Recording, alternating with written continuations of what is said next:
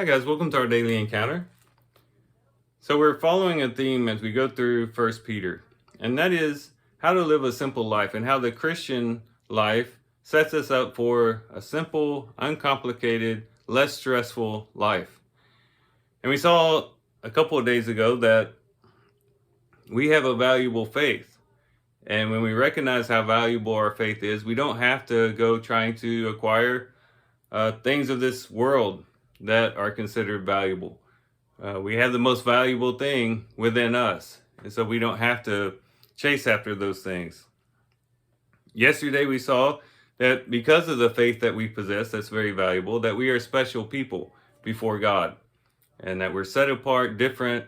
And that keeps us from trying to live like everybody else, keep up with what everybody else is doing. And we can just live a holy life before God. Today in chapter 3 of First Peter, we're going to find that this also, or what we've covered so far, kind of builds up to what we're going to talk about today, and that is we don't have to worry about our appearance, the type of clothes that we wear, how beautiful we are, or how beautiful we may not be. We don't have to be concerned about those things because we have the most valuable thing residing within us, faith, and we are special people. Whether we're beautiful or we're not beautiful, whether we're handsome or not handsome, whether we wear fine clothes or not, we are special people. And so we don't have to put on a show. We don't have to put up a front. We don't have to try to impress people. So in 1 Peter chapter 3, this is what he says. He says, "In the same way, you wives, be submissive to your own husbands, so that even if any of them are disobedient to the word, they may be won over without a word by the behavior of their wives, as they observe your chaste and respectful behavior. Your adornment must not be merely external, braiding the hair and wearing gold jewelry and putting on dresses, but let it be the hidden person of the heart with the imperishable quality of a gentle and quiet spirit, which is precious in the sight of God. For in this way, in former times, the holy women also who hoped in God used to adorn themselves, being submissive to their own husbands, just as Sarah obeyed Abraham, calling him Lord, and you have become her children if you do what is right without being frightened by any fear." There the Lord is encouraging them to say, you know what? If you have perhaps an unbelieving husband, treat him right. Take care of him, submit to him, and he might be won over without you even having to bring up Christ. When he realizes that there's something different about you in the way that you live, your chaste behavior, he says, that will win over people.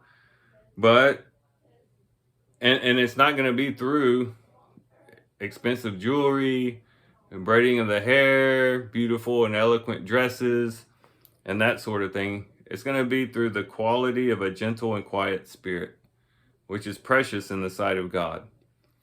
When we are secure in who we are, when we have that faith that is valuable, when we realize how valuable it is, when we know that we are God's special possession because of that faith and that we are set apart, we don't have to be loud. We don't have to draw attention to ourselves. We don't have to impress people with our adornments.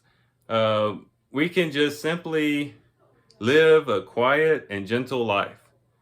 And when people see that, when they see us living a chaste life, a quiet life, a simple life, it's going to turn heads. And people are going to realize, wait, these people don't seem to be playing the game. These people seem to be living according to something different. And that's going to leave a mark on people. Because I think even people in the world get tired of always trying to look their best, of always trying to put up a good front.